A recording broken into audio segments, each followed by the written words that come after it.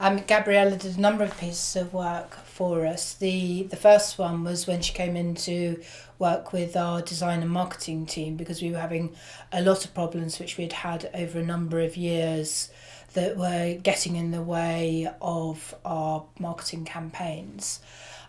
So the work that Gabriella did with us was really good, because it gave the team a chance to talk about what the issues were and to find a way to resolve them.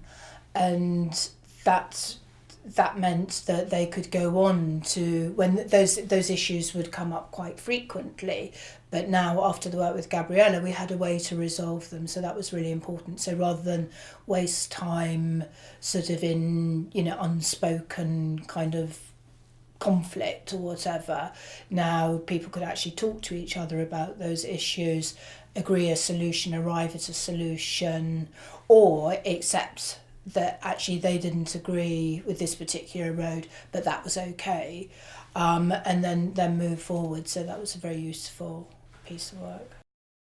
Another time which we brought Gabriella in was when we were having a number of problems with, well, we have quite a lot of freelancers who work for us, and the freelancers are quite competitive with each other, for the work. And there was a lot of bad feeling had built up between staff and freelancers, and between freelancers over a number of years. And it was starting to make things feel like a battle rather than a pleasure. So the work that Gabriella did with us as part of an away day or a team building day was to sort of facilitate a session in which those things could be looked at and addressed. And she used some really interesting sort of techniques which made it okay for people to be able to say what they needed to say. It's interesting because we couldn't, if I'd said the things, it wouldn't have worked. It would have been too emotional, and there would have been too much attached to it. But having Gabriella there to sort of, it was almost like a conducting an orchestra, really, bringing in one section and then another, and at first it's all a bit dissonant, if that's the right word, and then by the end of it it's starting to at least have the beginnings of some kind of harmony.